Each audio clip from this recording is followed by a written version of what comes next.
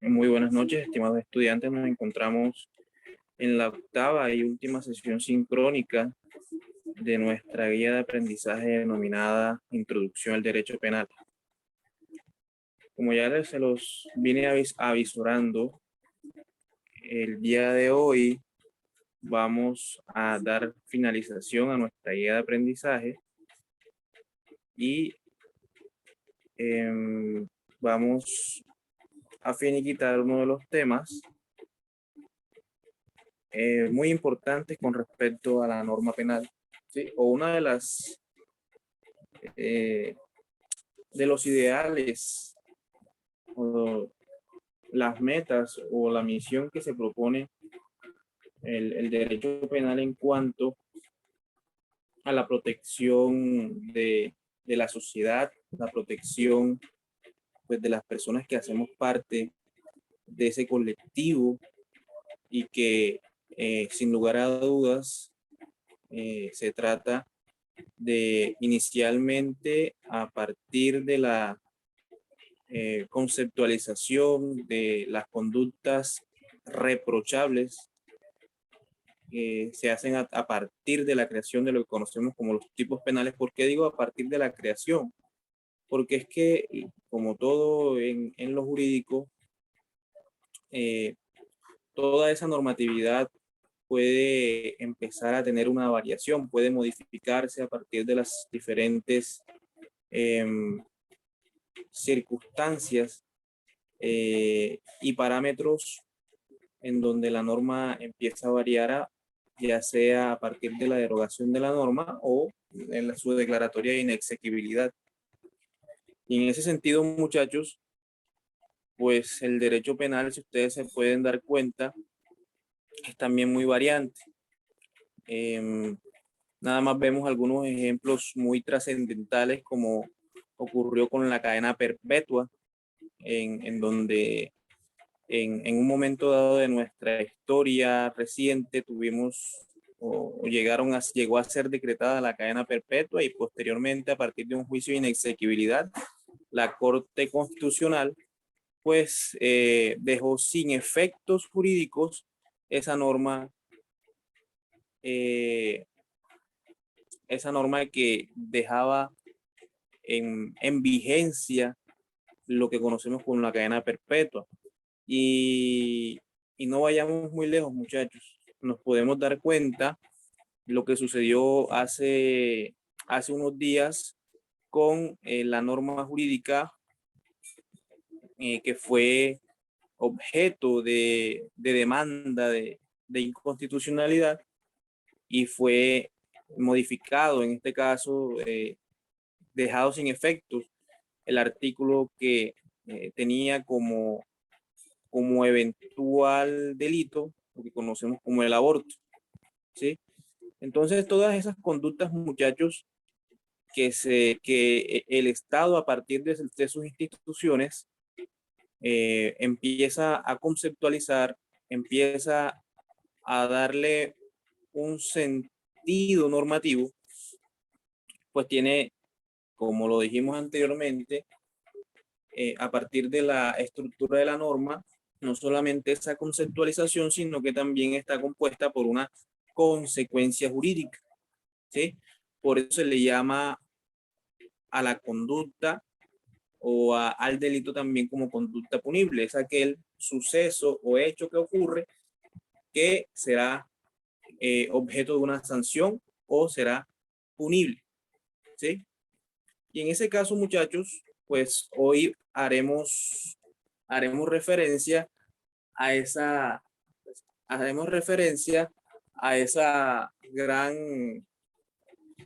esa otra parte de la norma jurídica que conocemos como la consecuencia jurídica, ¿sí? Ya nosotros hemos abordado todo lo concerniente a el presupuesto de hecho, o lo que podemos decir como la conceptualización que le da el Estado a partir del legislador en ese tipo penal al hecho que se considera anormal. El día de hoy, entonces, vamos a darle sentido a la sanción o consecuencia jurídica que tendrá la persona que incurra en esa situación fáctica que se considera anormal por el legislador. Recuerden, ¿por qué me refiero al legislador? Porque es el legislador quien va a determinar a partir del principio de legalidad qué es y qué no es delito. Lo que no se encuentre normado o tipificado en una norma jurídica, pues simplemente no será delito. Yo creo que ya nosotros habíamos establecido, ¿sí?, o llegado a la conclusión, o hablado un poco sobre esto de los fines de la pena, ¿sí? Y es que cuando hablamos de consecuencias jurídicas, nosotros nos estamos refiriendo a la pena, ¿sí? Inicialmente, nuestro ordenamiento jurídico tiene como principal objetivo o como principal herramienta para poder llegar a lo que conocemos como la protección de la sociedad, la aplicación de lo que conocemos como la separación del delincuente de ese conglomerado social. Y eso se hace, muchachos, a partir de la aplicación de lo que conocemos como la pena de prisión, ¿sí? Y es ese evento en el cual el juez de la República llega a la conclusión de que la persona que está siendo objeto de un proceso judicial en el ámbito penal, pues representa un peligro tanto para la sociedad como también para la víctima, ¿sí? Y entonces allí se cumple este segundo sentido, muchachos, y es lo que conocemos como la prevención general, ¿sí? Ese peligro para la sociedad que le llama a uno. Y obviamente sería un aspecto importante porque una persona que de pronto tenga, o vamos a llamarlo un prontuario, ¿sí?, o quien realmente tenga la condición de ser repitente o que tenga antecedentes penales, pues obviamente será un agravante o una circunstancia que le servirá al juez para determinar si realmente esa persona o si existe la necesidad. Recuerden que hayamos hablado de los fines de la pena también, la necesidad de imponer una medida de aseguramiento, en este caso una pena de prisión. Pero ojo, y es que ustedes recuerden que cuando hablamos al inicio de esta guía de aprendizaje, uno de los fines más importantes de la pena no vendría siendo ni siquiera la separación del delincuente a partir de la imposición de una pena de prisión o de una medida de aseguramiento, sino que siempre se habla de que uno de los fines más importantes de la pena será la resocialización, ¿sí? Es decir, no simplemente dejar al delincuente a su suerte, pues en el establecimiento carcelario, sino que también el Estado, a través de sus instituciones, ya sea IMPEC, ya sea Defensoría del Pueblo, o diferentes instituciones que están pendientes de esa situación de la persona que es condenada o por lo menos que está siendo objeto de un proceso penal y, y en el transcurso de ese proceso penal esa persona se encuentra con una medida de aseguramiento, pues tratar de brindarle a esa persona la posibilidad de cambiar, de resocializarse. Y es que los fines de la pena, muchachos, recuerden que siempre se los he dicho, no es volver peor al delincuente, sino tratar de cambiar, ¿sí? Eso suena un poco espectacular, ¿cierto? Suena bastante atractivo que pues se refiera la norma en ese sentido a lo que conocemos como la resocialización. Y yo diría acá en un aspecto muy subjetivo que nos falta mucho en cuanto a la institucionalidad para poder cumplir con ese objetivo. Porque entonces lo que se evidencia materialmente o realmente es que la persona que llega a la cárcel es muy difícil que se resocialice o peor aún, se convierte en un ser un poco más maligno, vamos a ponerle ese adjetivo, un ser un poco más perverso, o se puede transformar para empeorar, ¿cierto?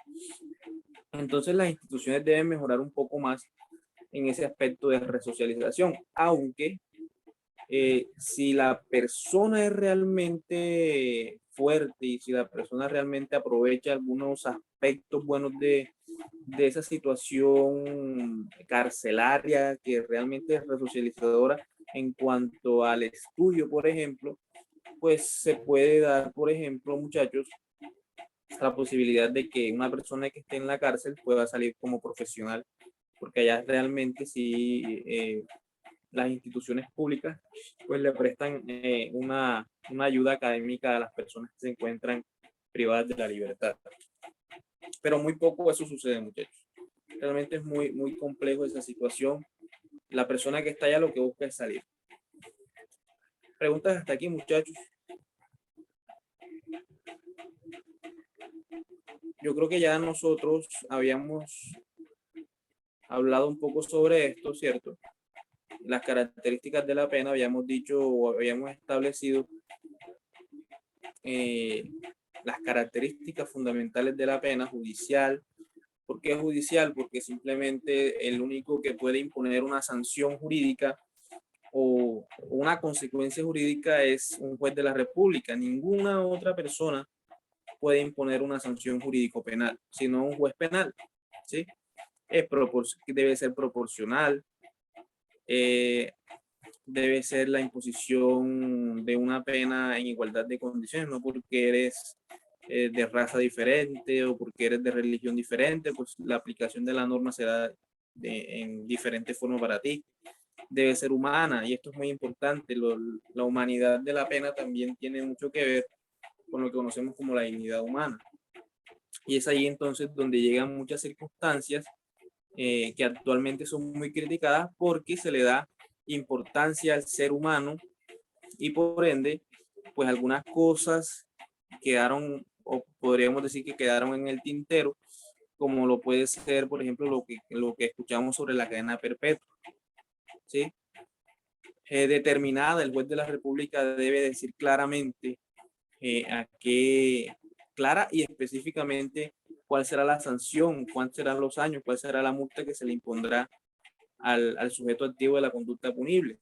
Razonable, no debe ser una pena irracional, individual. Recordemos que habíamos manifestado, muchachos, que muy a pesar de que la conducta punible se realice en concurso de personas, ¿sí? Pues cada situación individual, o sea, de cada sujeto que se encuentre enmarcado en esa conducta punible, pues obviamente tendrá ese juicio de reproche por el legislador. Y es que, por ejemplo, se pueden capturar a dos personas por el mismo hecho, pero de pronto una de ellas es reincidente y eso traerá consecuencias en cuanto a antecedentes para la imposición, por ejemplo, de una domiciliaria, ¿sí? Entonces, cada caso en particular de cada persona será eh, individualmente analizada por el juez de la República.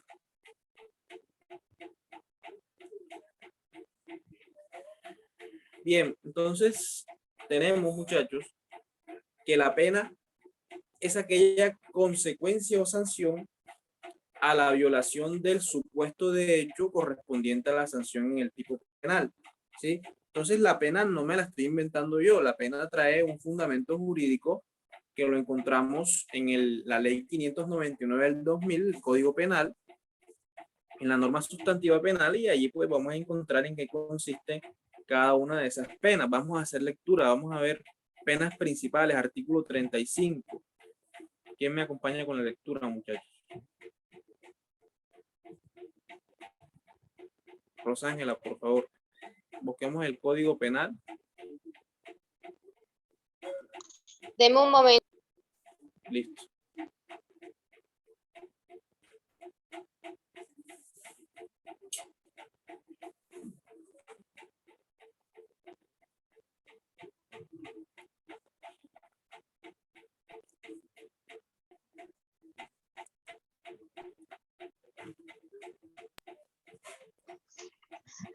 Artículo 35. Penas principales. Son penas principales la privativa de la libertad de prisión, la pecuniaria de multa y las demás privativas de otros derechos que como tal se consagran en la parte especial.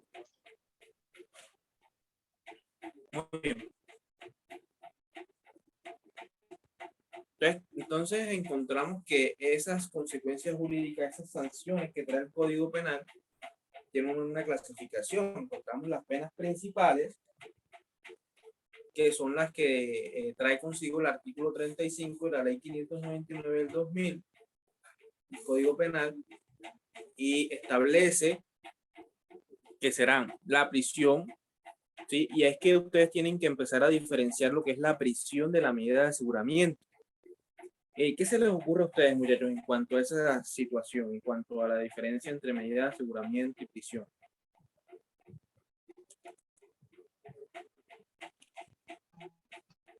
Profe, yo digo que la medida de aseguramiento es cuando la persona le dan.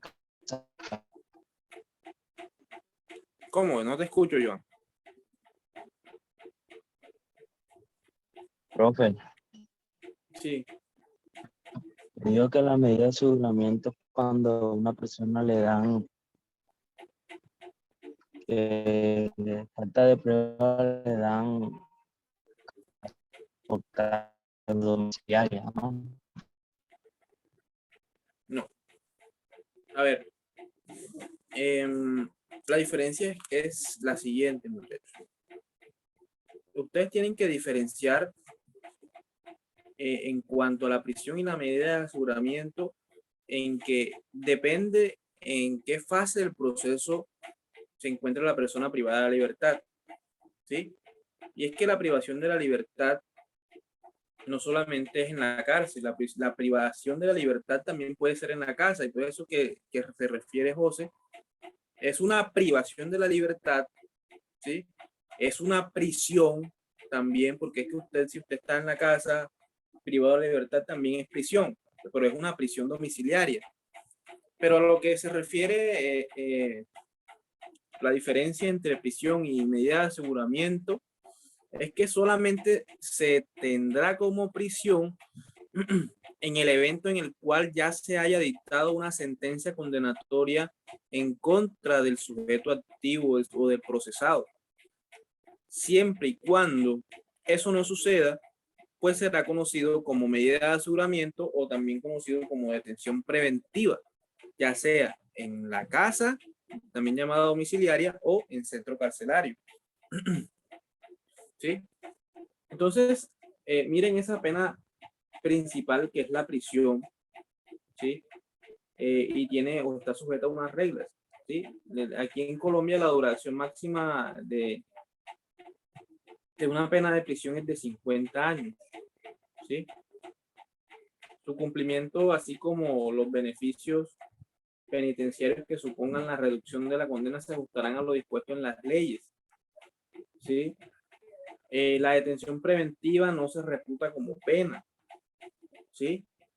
Recuerden, si usted está en detención preventiva, usted no está purgando una pena, usted simplemente está en un espacio en el cual el Estado va a prevenir que suceda una circunstancia, en este caso, dependiendo de cuál sea esa circunstancia, ya sea porque usted es un peligro para la sociedad, porque es un peligro para la víctima, porque es un peligro para el proceso, porque se puede volar, ¿sí? Porque tiene las pruebas o puede influir en el material probatorio. Depende de esa circunstancia, usted se le impondrá una detención preventiva. Ahora, como pena principal también encontramos la multa, ¿sí? Es decir, una sanción económica a la persona que ha infringido el injusto penal o el tipo penal, ¿sí? Y se impondrá a partir de salarios mínimos legales mensuales vigentes.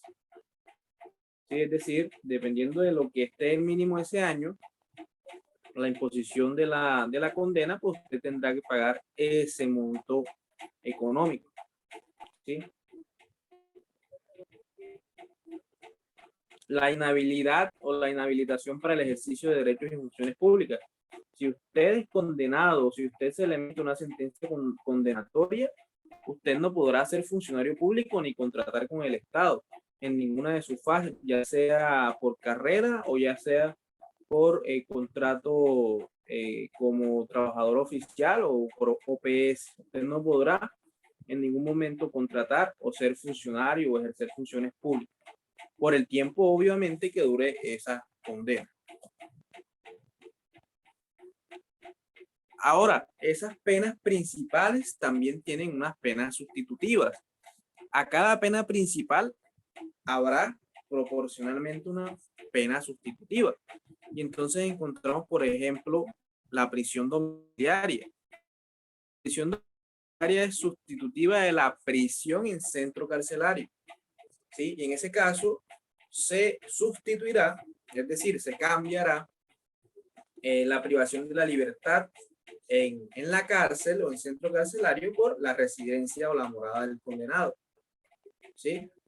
Eso también aplica para los eventos de la detención preventiva en centro carcelario. También se puede sustituir en detención en la casa. ¿Sí?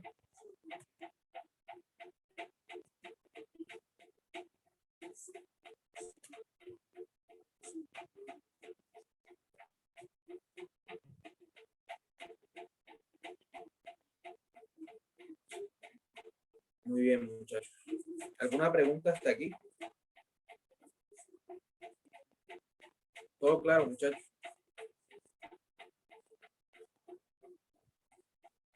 Todo claro, profe. Sí, profe, todo claro. Muy bien.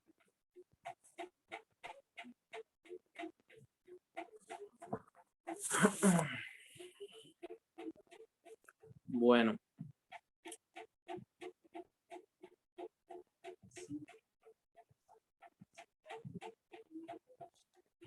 Profe, Además, disculpe, una pregunta.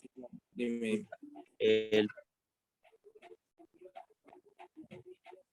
No te escucho, José. Trata de... Al final de la clase le hago una, No, vale. Hágala de una vez.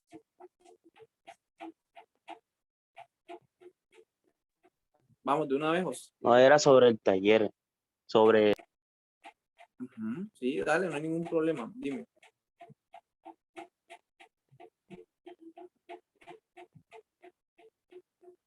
¿Me escuchas? que tengo como la red como mala, entonces no, se demora como que al responder, o sea, escuchar lo que Bueno, no, pues si es en cuanto al taller que se encuentra en plataforma, pues la idea es que puedan resolverlo o ya debe estar resuelto. De todas maneras, si no lo han hecho, pueden hacerlo y subirlo. Yo pues estaré revisando, teniendo en cuenta las fechas que se dispusieron para la realización del mismo. Bien, entonces continuando, muchachos, encontramos lo que son las penas accesorias, ¿sí? Que pueden imponerse y las impondrá el juez cuando tengan relación directa con la realización de la conducta punible, es decir, a la circunstancia o al hecho punible, ¿sí? al tipo penal que se realice por parte del sujeto activo, pues dependiendo de ese tipo penal, pues se le impondrá una pena accesoria, ¿sí? Y consiste en la restricción de algunas circunstancias intrínsecamente relacionados con la actividad que realice la persona que es objeto de la condena, ¿sí? Por ejemplo, la imposibilidad de acercarse a menores de edad cuando el delito sea acceso carnal o delitos sexuales en contra de menores, ¿sí? En ese caso, será una pena accesoria y, por ejemplo, esa persona, si es docente, será difícil que pues ejerza su actividad, ¿sí?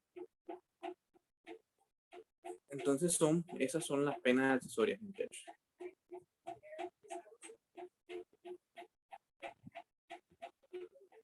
Muy bien, mecanismos sustitutivos de la pena privativa de la prisión. Sí, los mecanismos sustitutivos. La ejecución de la pena privativa de la libertad impuesta en primera y segunda o única instancia se suspenderá por un periodo de 2 a 5 años de oficio o a petición del interesado. ¿Sí? Pero eso obviamente se da a partir del cumplimiento de algunos requisitos y obviamente no de todos los delitos.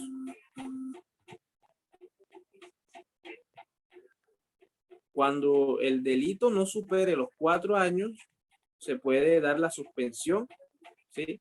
de la pena privativa de la libertad.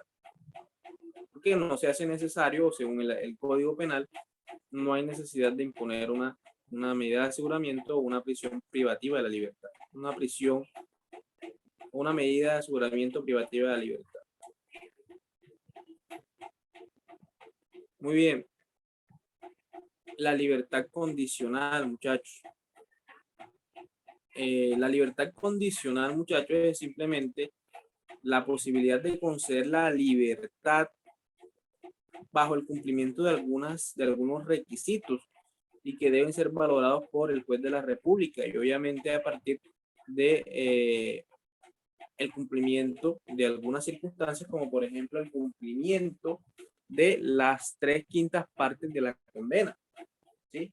Entonces, si usted, por ejemplo, está condenado a 5 años y cumple 3 años, pues obviamente usted tendrá derecho a la libertad condicional. Y obviamente eso implica, muchachos, que también el sujeto activo o el condenado en este caso demuestre un adecuado desempeño y comportamiento dentro del establecimiento carcelario. Por eso entonces conocemos esas circunstancias de la cartilla biográfica dentro de la cárcel, en donde el INPEC va a certificar cuál ha sido el comportamiento y si esa persona ha, por ejemplo, estudiado y trabajado para efectos de la redención de la condena. Y además, muchachos, demostrar arraigo familiar y social, eso es muy importante para efectos de lograr una resocialización considerable.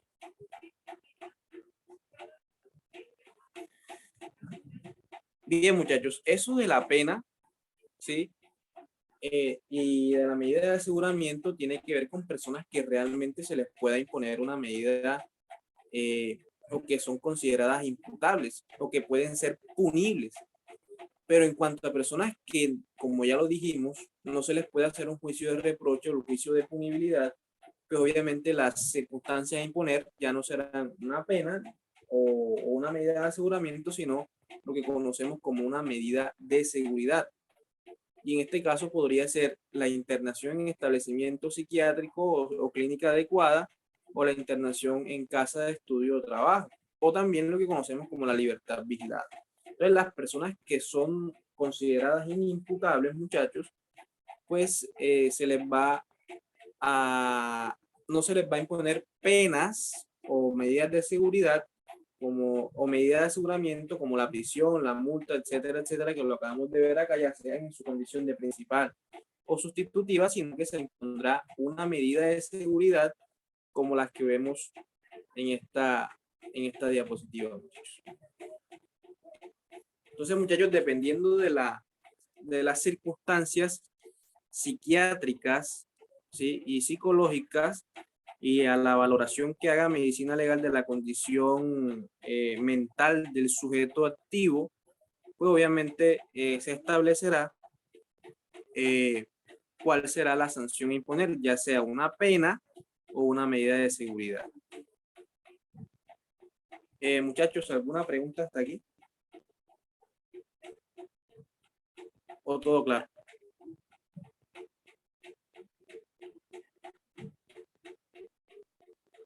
Sí, todo claro. Bueno, entonces está perfecto. Y hemos culminado, muchachos, nuestra guía de aprendizaje. El día de ayer logramos ya culminar lo que entendimos como, en ese caso, la parte sustantiva en cuanto a la conceptualización de la conducta punible. Bien, muchachos, entonces les recuerdo que para efectos de ya la culminación de la guía de aprendizaje, en la plataforma van a contar a partir del día de mañana con el examen final, ¿sí? Y posteriormente, el día sábado, estaré haciendo la calificación. Entre sábado y domingo estaré calificando ese examen final.